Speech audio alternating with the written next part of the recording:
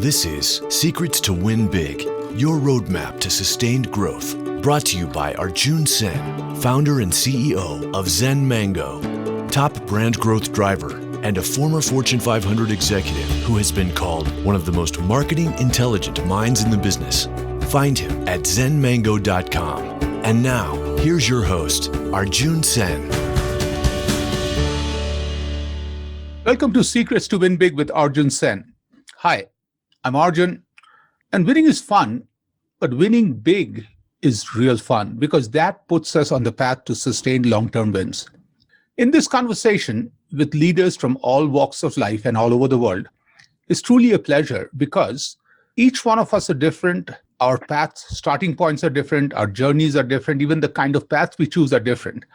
And that's the reason talking to these unique leaders is very critical and gives us a lot of great nuggets.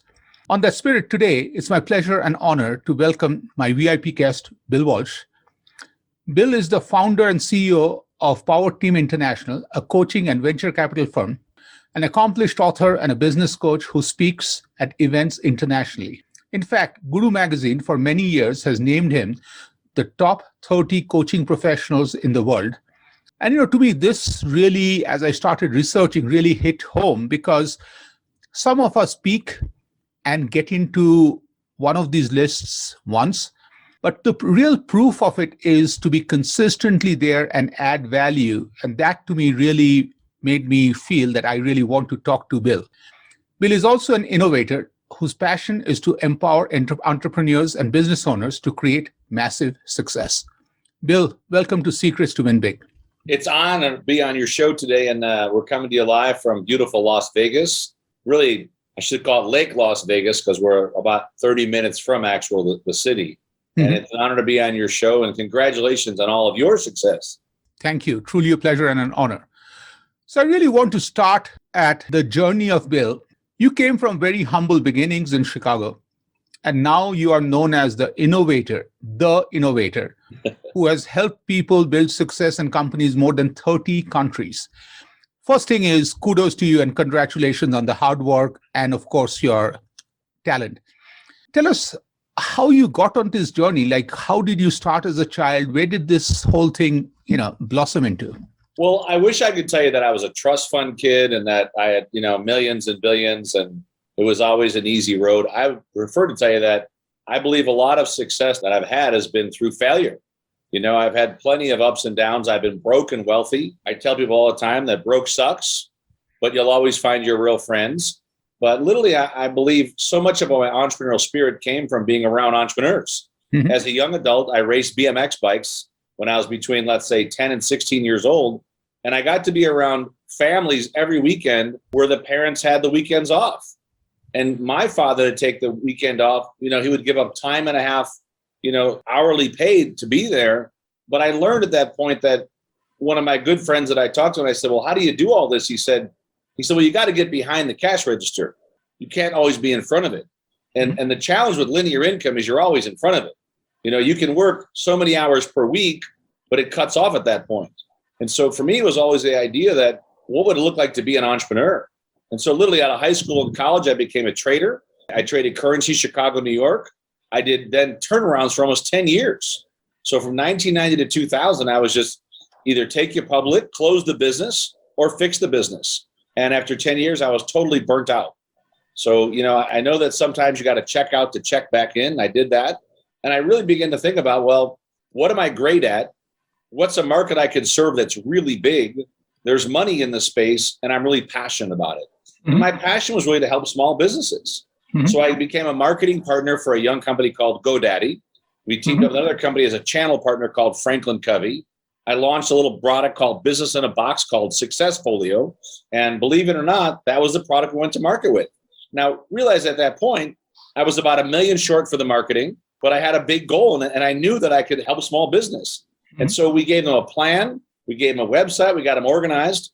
And because of relationships, and I tell people the greatest investment ever is to invest in great relationships. And that's exactly how it came about, that I leveraged relationships that I had built over the decade before, took the product to market, and in 20 months, we were in 20 countries selling that little Successfolio product. We then launched Rainmaker, which is our incubator course. Most intense 3 days you'll ever take to launch, grow, and build a business. In 05, launched a venture fund 07, masterminds 08, inspiration conferences 09, speaker programs, internet marketing camps, became the main sponsor of an event called the Small Business Expo, went from 2 cities to 17 cities, went from less than 5,000 attendees to over 100,000 attendees a year. And in the midst of all that, really had a deeper passion to build great business and give back. So we now teach all entrepreneurs that social impact is the currency of the future. At our Rainmaker, which is our incubator program for entrepreneurs, we make them all sit on charitable boards. You've got to give back, whether it's a marketing board, advisory board, doesn't matter. And the last few years, we've opened up masterminds in 30 some cities.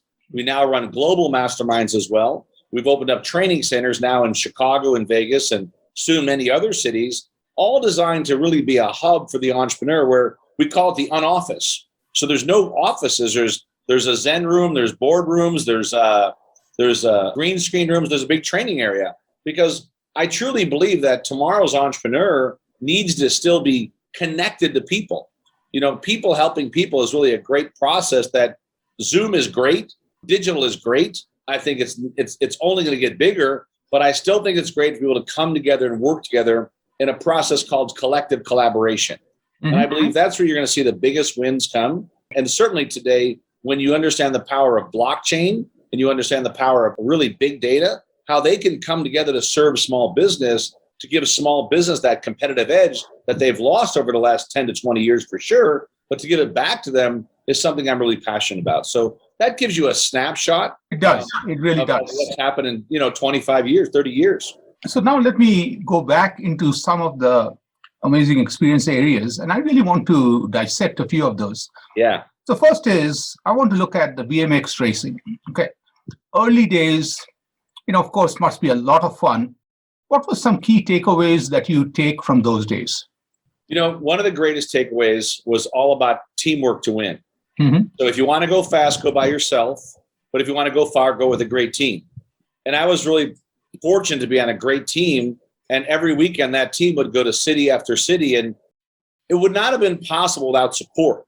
Mm-hmm. So one of the things you also have to be willing to ask for is ask for help. Mm-hmm. I can tell you that once I realized that I could only go so far on my own, but I could go 100 times further with a great team, it changed my entire destiny and really the track of our businesses. But going back to those stages, I realized that hard work paid off. We would ride sometimes probably 100 miles a week, racing and going to different places to train on the BMX stuff. But I also knew that it was fun, and if you don't love what you do, you're never going to make it. But you also have to be great at it. So don't just say, well, I'm passionate about this, so I'm going to follow that as my business track, when in reality, you may have no talent in that space. And more importantly, people don't want to buy your product or service. But I knew for us as kids racing these bikes, we literally had all the parents behind us. What I learned from that was that quality time with quality people is one of the greatest assets of your life. Just look at the last 5 years of your life and begin to realize who you're really spending your time with.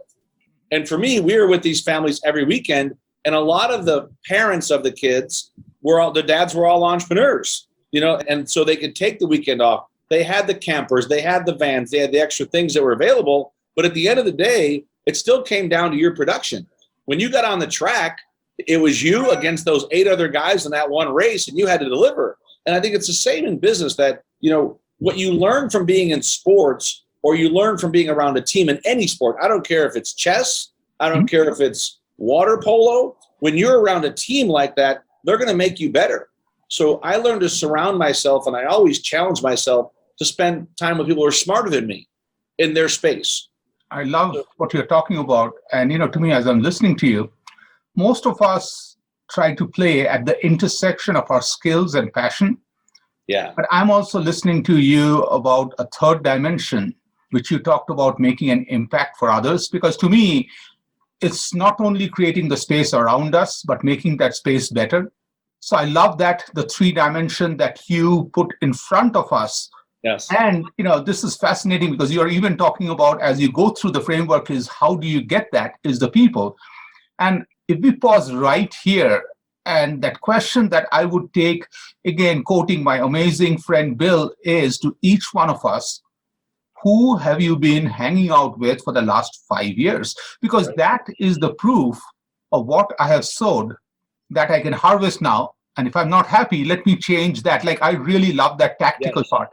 So let me take you to another phase of your life where you talked about that a time frame where you were turning businesses around. Okay? As I was listening to you, I was blown away by the level of decisiveness. You were passionate, but somewhat detached because you knew each business has its own way to go to success. Tell me a little more about that phase of your life and what were some nuggets that you brought forward. It's almost like, could you imagine playing a game and you know the answers? Could you imagine that you knew the next 15 moves, no matter what they did, your moves were going to be the right answers? Could you imagine watching a football game and knowing the score before the game was over? So when I was able to work with small business, I could determine quickly, are the leaders properly positioned to lead? Because all success or failure is going to start with leadership at the top. And many times I was invited in by the board, and it was usually one of their family members that was running the business. And that family member, once I had a really good heart-to-heart with that person, they knew they were not in the right place. But it didn't matter. They were family, so they were subjected to the fact that I've been appointed this. No, I've got to go do this. When I'd be like, you're probably better as a marketing person than as a CEO. Because in a business, when you really talk to the top people that run a company, whatever the speed of that leader is definitely the speed of the team. And if they're not inspired to do what they're going to do, I don't talk about motivate, because I believe when you motivate idiots, you got motivated idiots. But when you truly inspire someone, they step into a flow. People think they're crazy. They're not crazy. They're on path and purpose with a clear vision. And when someone's inspired, you don't got to tell them what time to show up. They're already there. You don't got to tell them it's time to leave. They're staying late because they really have such a passion for what they do. So when I would work with these companies, I would figure out, well, where is the poison at? Or is the business model broken collectively? And if the business model is broken collectively, I'd say this is probably time to sell the assets and call it a day. Because sometimes one of the hardest things in a turnaround is to find that key word, that driver phrase called momentum. They'll spend a fortune to go back to momentum when in reality, it might be over. That section might be over. But many times it was really about getting rid of a division that was not helping the brand and moving the direction. Because if they had a great product, if the product solved problems, big problems means you solve big problems, you make big money. But it was also price to sell and price to profit. Then it came back to the crazy equation that I tell everyone, if you're going to look at success, and if there's other brands wildly successful in your industry and your company is not, you need to take a good look in the mirror. And I would literally make sure they own whatever there was in the business they had to own, whatever their KPIs were in the business they had to own. If they chose not to do that stuff, it told me right away that they truly weren't inspired by what they were doing. And everyone thinks it's the money. It's not always the money. It's the money plus the recognition, plus, believe it or not, people collectively like to win. They don't like to lose. They like to win. People like to be on a winning team. People can laugh at Tom Brady all they want, but at the end of the day, he went from one of the winningest franchises in sports history to one of the most losing franchise sports history and took him right to the top. Because I truly do believe that when you have the right people in the right place, the market can feel it, you can feel it, and the energy of that team can feel it. And so what I was really good at was quickly identifying this is definitely an IPO opportunity, or this is definitely a restructure and relaunch opportunity, or this was a close it and sell the assets opportunity. Because I had to be the one that had to make the calls. And you know what? Sometimes I was wrong, but probably 80 to 90% of the time I was right. And knowing for a fact that when you can have someone that's done this over and over and over again, you begin to see specific points that are going to be killers of almost any deal. And that is really where I think in life and in business, you can't buy wisdom. You can think you can buy it, but you can't. You've got to earn it. Take your 80% batting average any day. And my friend, that is true wisdom. And I also want to bring out that formula that you mentioned is it's all about the three things blended together, the money, the recognition, but more importantly, part of a winning team, because we all want to walk in and finish the day as winners. Yes. And I just think that creating a path for every team member, as you're talking about, empowering them, and that way unleash as you start looking at. And to me, that's one of the things, I work a lot in the brand space. And I also find exactly the same commonality. I find that there's this misperception that branding is you and I being in this amazing resort talking about, what if, this, that, drawing some foo-foo charts and everything else. Who cares? Branding is what we do and how the customer perceives it. And I just go back to a classic example with my ex-wife on our first anniversary. I got her an amazing Olympus camera. And she looked at me like, wow, what happened? Okay. She never cared about the camera. Okay. And of course, the marriage, there were other reasons, but, to me, that was the proof that Arjun wasn't getting it. But I really feel that at the end of the day, it's people making a difference that matters. Okay. I just want to go back to the concept of unoffice. I really love that concept. Okay.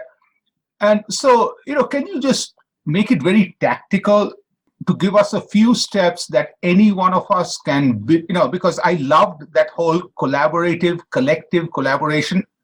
So what are a few things that we can do? We are just like literally coming out of this COVID, surprise, the way we were not prepared for this. What is unoffice? What can we do?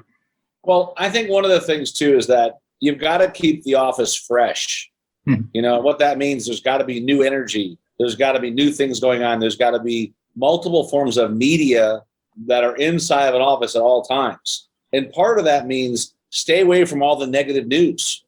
Stop trying to worry about the world economy and focus on your personal economy. Love that. So often people are so distracted by things that have nothing to do with their business, but it brings them down. Get rid of all the water cooler talk. When I first went through the Zappos corporate office, and I was fortunate to be in a mastermind with Tony Hsieh, and so sad that he left us so early at such a young age. But when he created such an open environment that everybody would come to the office and leave the office through the same door, through the big main doors, because it created energy. So look at your office today, whether it's a one-person shop or a 5,000-person shop. Are you creating positive energy throughout the space? Do you have vision boards that people can read as they go up or down the stairs? Do you have things in the elevator that might be the quote of the day? Are you highlighting somebody each week that becomes the top this or top that? Because all of a sudden what starts to happen is that when you can create the collective collaborative environment, then everybody has a vested reason to watch others win. And all of a sudden what starts to happen is those results. And it's the same thing with posting results. I'm a big believer that you have to inspect what you expect. You have to inspect what you expect at any level of business.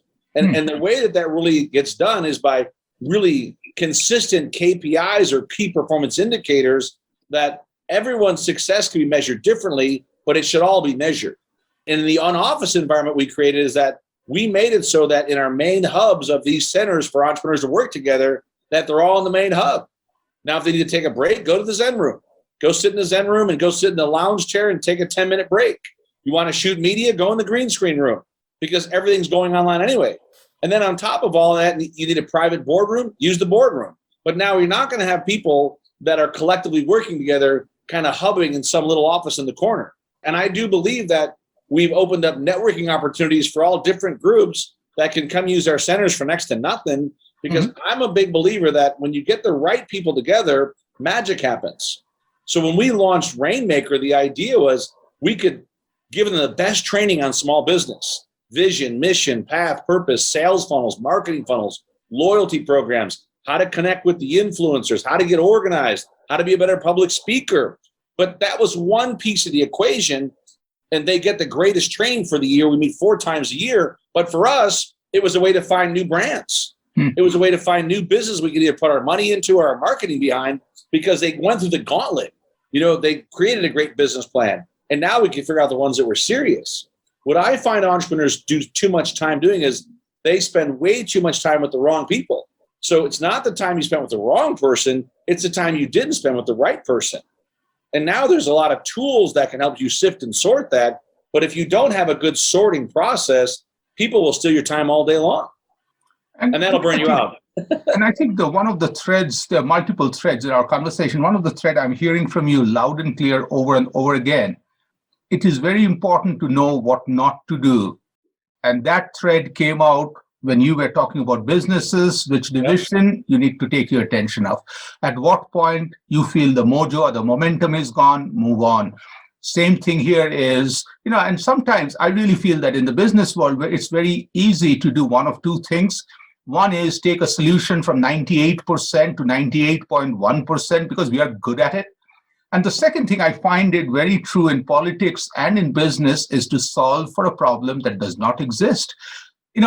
And to think for a second, I become your CMO, I stall for a problem that didn't exist, which means I can't get fired. And I just feel that thing that you're emphasizing over and over again, it's those distractions that prevent us from finding that right person, spending time, because that is what will move us forward.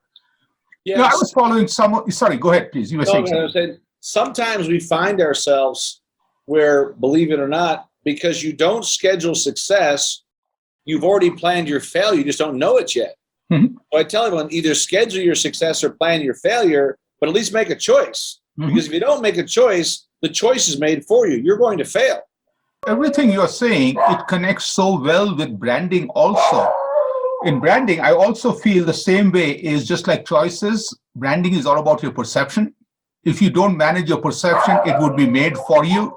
Yep. And I really think that is such a critical piece as we look at.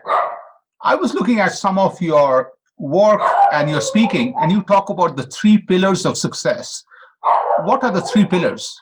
Well, I think there's more than 3. I think there's more like, believe it or not, 10 pillars of success. But I really do think that when I work with a subject matter expert, number one, I tell them you got to own your space. You really have to. You don't have to own a different space. I tell groups all the time, I'm not a health coach. I'm not a life coach. I'm not a motivational coach. I'm not a fitness coach, but I'm a damn good business coach. Mm-hmm. And this has been obviously by serving X number of clients. I've been honored to speak to more than 1 million people in the last 10, 15 years. I've been honored to give more than 5,000 presentations. But one of the first things is that own your niche. Whatever your niche is going to be, become really good in your lane. And I tell them I'm not a nice coach. I'm a tough business coach, right? I tell them in advance, you may not like that for the first 90 days, but you'll love me for the rest of your life. So when I look at the first thing is that really about leadership and communications, right? You got to be the great leader that learns to effectively communicate. The second pillar really goes more around systems and teams. Systems win, people fail. You've got to learn to build great teams. You don't go find a great team, you attract a great team. And that's the difference. People don't realize there's so many good tools out there right now for systems, whether it's about writing your book, go to killercovers.com. You want to get videos done, go to fiverr.com. You can get simple made videos. You want to get yourself positioned to win, get listed on Haro. Go to something like HARO, Help a Reporter out on Google. It's free. Once your book cover is done, get a business page as an author set up. And Facebook. Set up a free group inside of Facebook. These little systems you can do for next to nothing, and yet most people are trying to spend all kinds of money. I'm telling you right now, be frugal. You can launch a media influencer page at Mingle, MINGL.no. Mine is / Bill Walsh 360. But now you can have a page, has your QR codes, your photos, has all your directories, all your social media, all your PDFs. Someone can book time with you, and it costs you nothing to set it up. But these are the little things in the systems. Get a free podcast, go to Anchor, download the app. Start to create content in your niche. Get your own TV station, go to Twitch. People don't realize Twitch is the number 4 most visited website in the world, and yet most people have no idea what it does. You can launch a TV show on Twitch. You can put the video stream right on your website for free. And once again, you can have paid subscribers there. There are so many great new things you can do. InShot's a great little app that if you want to shoot a video, push a button, it goes to all your social channels. So when I talk about having the systems, get the systems that are not going to cost you a lot of money, but they're going to really help you drive traffic and awareness to your brand. But then you got to make sure, do you have a good mobile funnel so they can opt in? Do you have a good follow-up sequence? When I speak, I give away my book, I give away newsletters. I don't say go to my website. I give them an opt-in where they can get it for free that day, because you got to make it easy for the client to get your stuff. And then, of course, make sure that your team's in place. So big pillar 1, leadership and communications. Big pillar 2 is, of course, systems and teams. And big pillar number 3, without a doubt, and this is why most entrepreneurs don't make it, is they don't know how to execute. and they don't know how to keep score. Could you imagine if you went to the Starbucks and said, well, how were sales today? Nah, we didn't track sales. We just gave some coffee away. We're just hoping for the best. No, they know their sales every 10 minutes worldwide by barista, by SKU. They know exactly what's sold. Walmart killed everybody in the 90s because they put satellites on top of the stores. People thought it was for cable. It wasn't for cable. It was something to track all the sales. They teamed with a company called Regis, RGIS, did all the inventory control. So they knew every 60 minutes where their sales were at, where it took most other companies 6 months. So when you look at those three big areas, and when I say own your niche, become a great leader that becomes an effective communicator. Systems and teams, attract the right teams. Make sure you got a good advisor board. Make sure you got good masterminds. Make sure that you got good marketing partners. These are non-negotiable if you plan to win big. And then, of course, become obsessed with the process. If I tell anybody about business, become obsessed with the process to succeed or to win by serving well. And then all of a sudden, it becomes a great game that you love to play every day because you look at those areas of your life and your business, and either you're on track or you're off track. And boy, it's fun when they're on track because people think you're nuts. They think, well, how does Arjun make it look so easy? He makes it look so easy because he owns the process, because he has systems in place, because he follows through and he follows up. And that really is the magic that I've found in terms of pillars to create massive success. But the pillar that hit home really hard is know your score. Imagine if we walked into a football game and we came from a different planet and we asked the quarterback, what's the score? And he was like, I don't know. Like, to me, on the other side, you and I can literally tune into any TV station and turn the score off. And based on the demeanor of the players, we know if they're all sitting like this, That's we right. know where the score is. We even know how much time is left. Like, every person is aware. And that's one of the things I really think is so important, is for each one of us to measure the right score and know it as often and influence as you start looking at.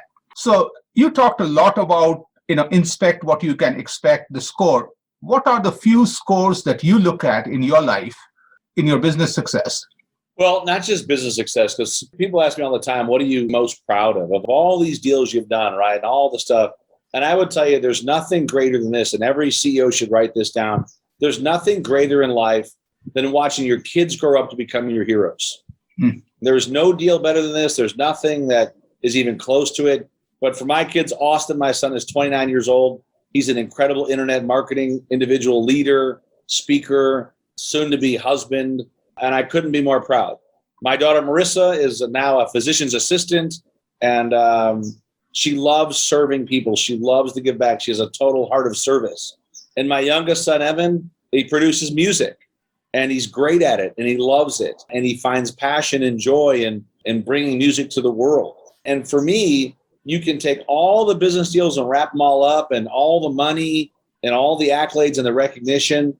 They don't even hold a candle to watching my kids grow up to become really fine adults and for them to become my heroes. Mm-hmm. So when you put it in that kind of perspective, it's like that comes first. Below that, I would definitely say that, watching the ripple effect, and I do call it a ripple effect because success is not just on your success. Success is on the folks you served and the ripple effect they've created in the world. So when I look at people that have been through our courses or our programs or I've coached, and to see them really knock it out of the park within their business by serving so many clients, whether on a local or global scale, there's a great feeling inside, almost a feeling of being very proud that you were able to serve them and then have them bring their message to the world. So that has definitely been a big one for me, is watching my work become a ripple effect for those that I've served in their niche. To me, this answer really surprised me because coming from you with so much of success, I was right away expecting a lot of me, and me answers. And the two phases of your answer were, first of all, you didn't even think, there was not even a blinking of an eye, and you right away defined yourself as the cool dad, proudly bragging about the 3 kids, and that came so spontaneously. And it touched me. It really hit home. And the second part, when you talked about the impact you have made, you talked about the ripple and, putting people in a position to make an impact.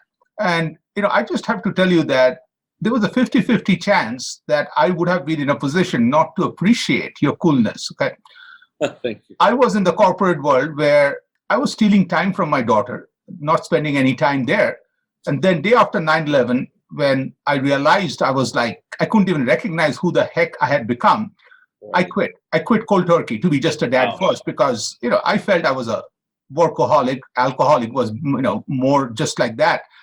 And the journey also for me has been so fascinating that today I introduce myself as a father first. And my daughter, Raka, is doing her PhD at UPenn, amazing human being. And only regret to me is she acts like a 55-year-old grandma, just totally, managing my life. Isn't it the greatest feeling for your kid to become your hero? Yeah, absolutely. Absolutely. And to me, there are times in the business world, even my brand Zen Mango came from her. And, and to me, I just wear that badge without telling anyone every day. Is every time I start work with Zen Mango, I know it's a gift from my brilliant daughter. And, so that way I just feel so good. And I also want to do a little, get distracted and talk about, I wrote a little book, which I don't talk that much about, called Raising a Father. Okay. Initially, the book was those days, single dad, called it Raising a Daughter. And the first half is about the dad who was totally lost. And then this cool 8-year-old literally gets me back in life. And as I finished the book and I gave it as a Christmas gift to my daughter, I changed the title immediately because I realized, as you mentioned, who is the mentor, who led who. And I realized that the father, me, the goofball, was raised. And she was the mentor, and I am the protege who is loved. And to me, I really feel that you touched a big nerve there, and I really appreciate you sharing that. And, I'm really humbled and truly appreciate being in your presence with this kind of wisdom. Okay. Well, thank you. So, and congratulations. Thank you. And this is one where we can tell each other, same to you too. So, and as we go forward, I think, with so much of wisdom, who is a role model, like somebody who has influenced your life the most? Of course, the 3 mentors you already talked about. Anybody else that you can think of right away? I would say one of the greatest mentors in my life was my dad. He really trained me on get up early, go to bed late, work hard. If you commit to something, finish it. If you start something, finish it. There's no quitting. Quitting was never an option. Whether it was when I was 9 years old delivering newspapers at 5 o'clock on a Sunday morning, my dad said, you signed up for these routes, now you're going to deliver the papers. And I did. I got up every Sunday morning, until I was probably 12 or 13, and I delivered newspapers because I knew for a fact that I committed to that. And also, I would say that when I look back and I think who were some of the greatest mentors, I lost a mentor last year that I learned a lot from. He was an individual that looked at business as a game. That every business that he ever started, that he grew and sold or took public, that he just fell in love with the game of success. And I learned a lot about that. When other people party, you plan. When they bitch, you praise. And when you have success, say nothing. Let all the success do all the speaking. Let all the results do the speaking. And I learned a lot about that. You never react to the emotion, you create it. Because you're going to come in business and life, and there'll be people that you think are your friends or not your friends, but they're there for the ride. And they're always your friends when you're on private jets or yachts or throwing big parties. But when things aren't so good, that's when I believe you learn a lot. And that's when, in reality, it's the lessons you generated from those mentors that allow you to deal with the challenges. Because, as an entrepreneur, you've got to be a little bit crazy. You're going to go through ups and downs. That's part of it. But it's more about, are you prepared for the conversation when these things happen? And so I've been very blessed to have some great mentors, and even individuals like Brian Tracy or John Asseroff or Mark Victor Hansen that I've had in my circle of influence that are friends, but also give if you ask Brian Tracy a question and you want his opinion about something, he's going to give it to you, and he's not going to hold back. And that's really what I believe a real mentor does. A real mentor is not there to just coddle you and, everything will be fine. They're there to tell you when you're wrong and how you can become better. And I like that style. I know some people don't like that style. Well, Bill's arrogant. He's tough. No, I've just seen this before. I've been down this path before. So let me save you 2 years of your life and help you really fix what's going on. Because once again, one thing you can't buy is experience, and you don't know something until you live it. So I've been very honored to have, for sure, my dad. And of course, today I tell the same thing. I learn a lot from my kids. I learn a lot from young adults that are in their 20s, sometimes in their teens, because they see the world through a different lens. And you've got to be open to realize that if you only see things through your lens, you're only going to see your bridge of opportunities. But if you can allow yourself to see things through the lens of many other people, you'll see unlimited opportunities. And that's one thing that I never stop searching for mentors. I really do believe. I had a bunch of kids at our house yesterday, and I say kids because they're all 20. So we do something called hoops and barbecue, right? So we play some hoops, and then we all brainstorm on different ideas. But when I see how they see the opportunities in the marketplace and they seize them, I'm an amazing student of other success. I love your dad's story because to me, what hit home is not just what he was telling you, but what he was doing.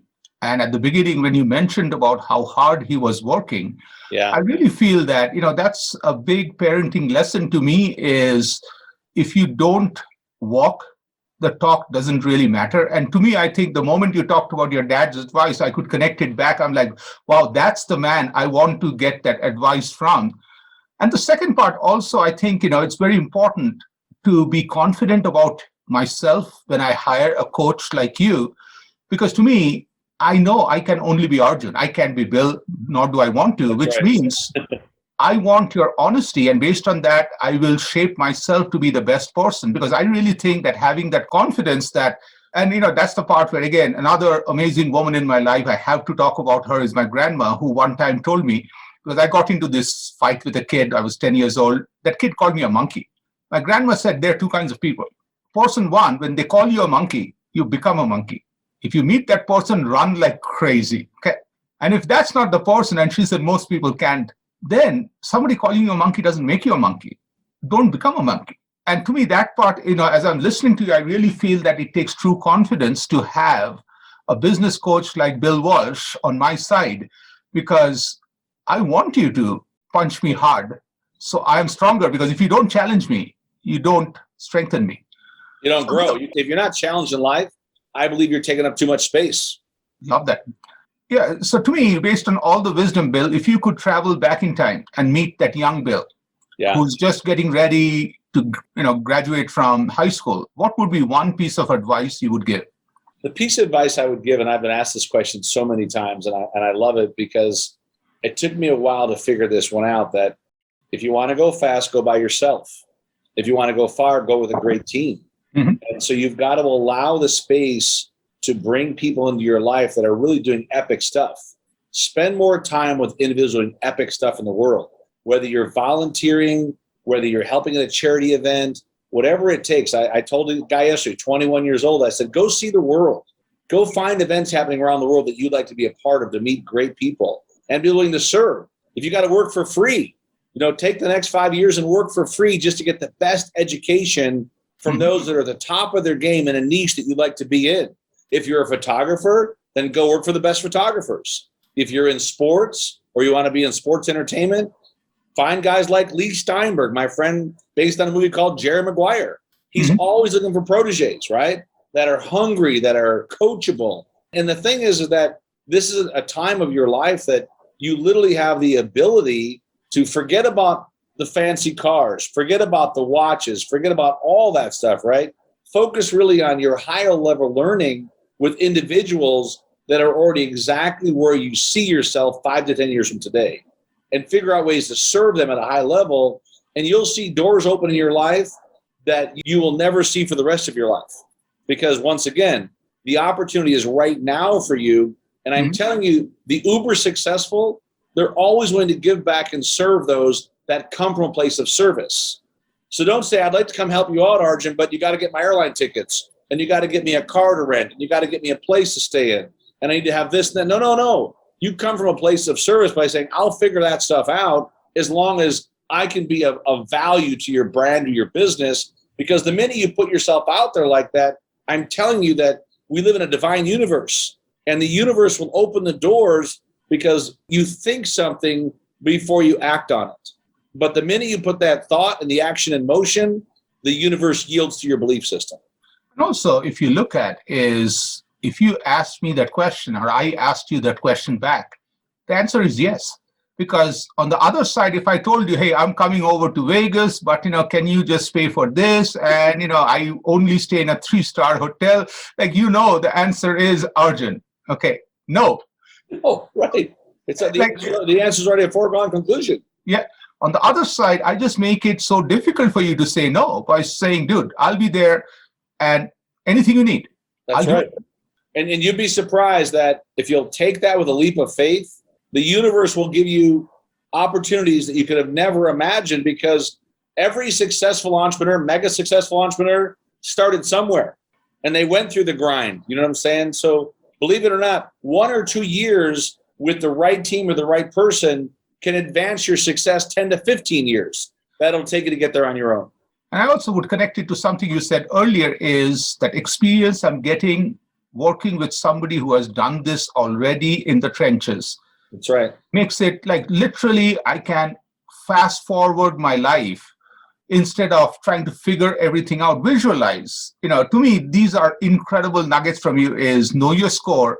Or Arjun, if you had to figure and learn everything, like if I had to start life by figuring out how to create fire, how to create electricity, like I'll go through my whole life. That's right. Not even having light in my life. And I love your simplicity as you go through.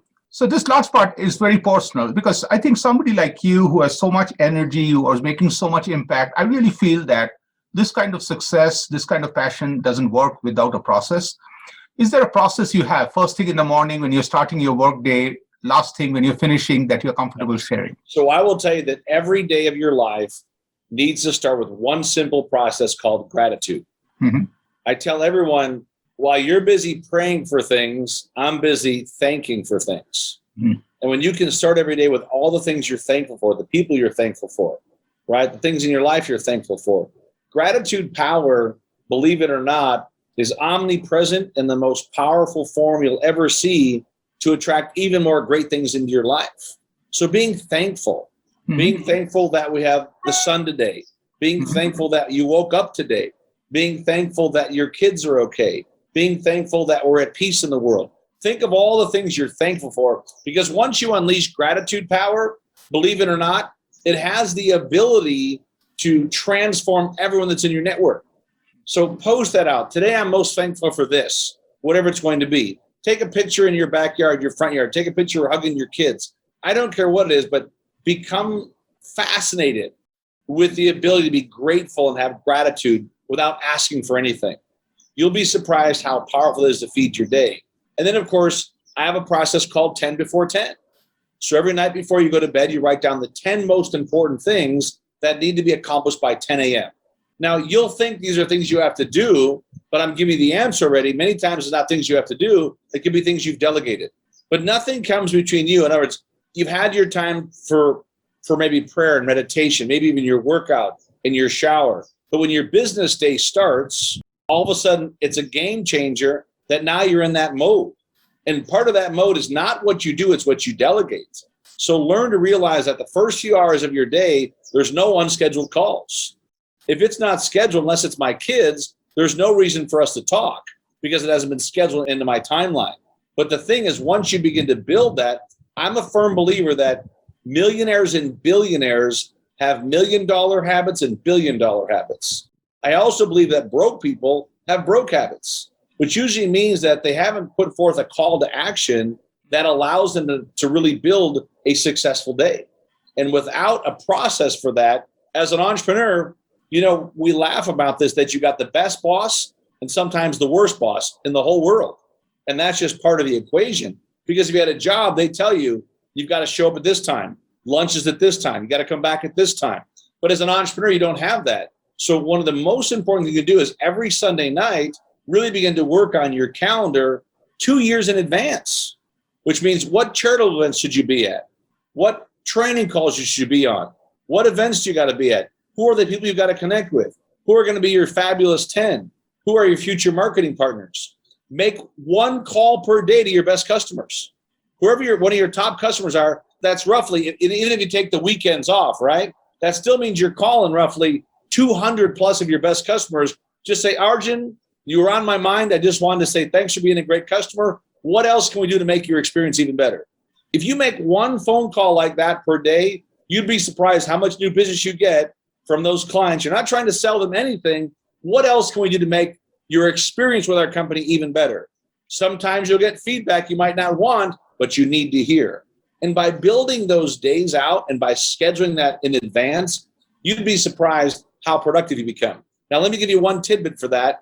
In all of your scheduling, my belief, and maybe I'm just crazy, and you can put it in the order you like, before the workday starts, it's always either faith, family, and fun that's scheduled, or it's family, faith, and fun that's scheduled. The minute you schedule your family stuff first, and I've canceled events, I've canceled major events that they want me to speak at. I said, I can't do that because it's my daughter's birthday. It's my son's basketball game. But looking back, best decision ever was to make sure that I was there for the most important things first. And you'll start to realize that the business gets in a flow and people have even more respect for your time when they know that you'll choose that over making some money here or doing something like that. Or, we're going to have a party in the Caribbean. It's like, no, I'm going to be at the soccer game, but you guys have a great time. I love that. So if you'll leverage that into your day. Schedule first. I love that. Family, faith, fun. Get that scheduled first, right away. Yeah. And, to me, I just remember I was working with one of the top golfers and his team wanted me to be at this meeting on September 15th. It was like non-negotiable. And I just said, dude, I can't. It's my daughter's birthday. And then they told me that, Arjun, if you're saying no, that means we'll have to find somebody else. And I said, I wish my daughter also had a backup dad. And he does, she doesn't. So I am like the only dad she has. So unfortunately, I cannot pull that thing that if I cannot have Arjun to show up. And if they don't respect you for that, it's not the right client anyway. Yeah. And what's kind of cool is I'll always remember your daughter's birthday because mine is the 14th of September. Wow. It's special. And what was cool was when I finally met the athlete, and first thing was he heard about this, and first thing he did was he apologized by saying, my team somehow, they just have, some explicits, everything else. But if I knew that, like, to me, just like my daughter's birthday is important to me and my son's, your daughter and your son should be equally important. So, and we can meet at 16th or 17th. Perfect. So this has been a fascinating conversation. Okay. So one last question is, somebody like you, I would love to stay in touch. And so the year is 2030. Where will Bill be? Of course, you'll be blessed, amazing kids. Each of your kids will be, like, the first half an hour of our conversation has to be about the kids because they'll be super rock stars by then. What else would be happening for Bill? So by that time, hopefully my kids are healthy and hopefully their new kids are healthy. So that would be one of the greatest blessings and one of the things I'd be just so thankful for. But also that we've helped millions of entrepreneurs around the world have hope, have even more hope, that we've served millions of clients with our products and services to help them become even more successful, even more inspired entrepreneurs and small business owners. By that time, we've impacted charitable boards around the world where our students are now understanding the power of being a part of a charitable board is one of the greatest ways to grow a business. Mm-hmm. That through giving back with their time, not their money, truly their time on marketing boards, advisory boards, board of directors for charities, that collectively we've impacted millions of people that need our help. And to me, I really do believe it's not just how much money you've made or the houses or the cars, because I've had all that. It's the difference you made in someone else's life that could have never done anything for you. I really pay attention to those, how they treat people that can do nothing for you, because I learned so much about how that person would be. I used to interview executives at the golf course. I would tell them, your interview is going to be on the golf course. Be ready to play at 8 o'clock. I'll meet you at tee number 1.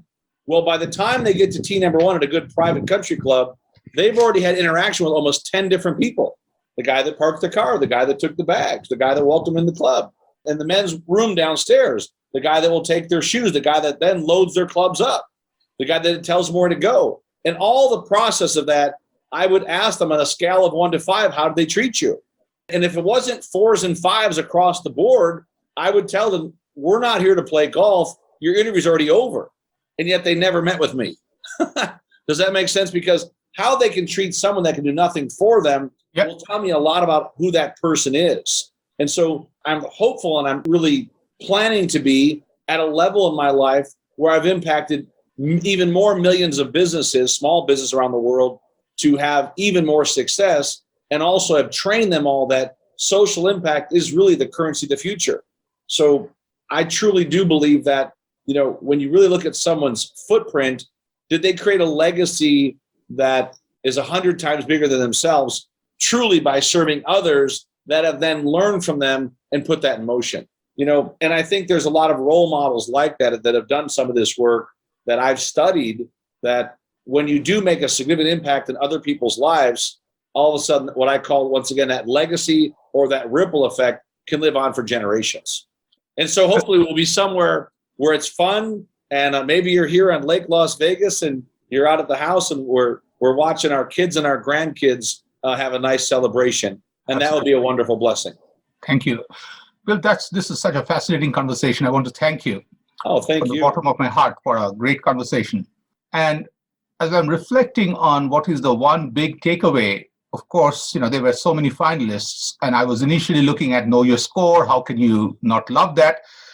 But, to me, I love the place where you finished. A lot of us measure impact based on millions of people we make an impact, but with a caveat, all of them pay or do something good for us, and it's like in a transactional world. Yeah. But I really loved what you showed us, not just by words, but your examples and how you're living your life, is every person matters. And we have an opportunity with every interaction that happens with us, even if that person, in our humble opinion, has 0% chance of impacting our business or anything, that person deserves our presence and making something better for that person. And I love that golf club example, because to me, I think that is really fascinating. That to me is true class and true character. So thank you, Bill, for showing true class, true character, because we really appreciate that. Thank you, my friend. Thank you all for listening to this incredible conversation. And I just didn't know where this conversation was going. And I'm so glad it went to higher levels of wisdom that only the Bill Walsh could have brought us. Thank you all. Happy listening. And this is Arjun signing off. Would you like to give a copy of my book to your listeners? Oh, absolutely. Would love to. So if you're listening today, it's really simple. You'll get a copy of my book. You'll get our newsletter for the entire year, all as a gift. And all you have to do is take out your phone. You text the word success. It's really simple. The word is success. And you text that to 26786. So text the word success. 26786. 86. Got it. Yeah. And text the word success. That's Thank it. you again. Thank you so much. It's been an honor, and I can't wait to have you on some of our events. Absolutely. Truly a pleasure. So, thank you so much. Bye-bye now. Bye. You've been listening to Secrets to Win Big with Arjun Sen, founder and CEO of Zen Mango, top brand growth driver, and a former Fortune 500 executive who has been called one of the most marketing intelligent minds in the business. To learn more, visit www.zenmango.com. Share this podcast with your friends and subscribe wherever you like to listen to podcasts.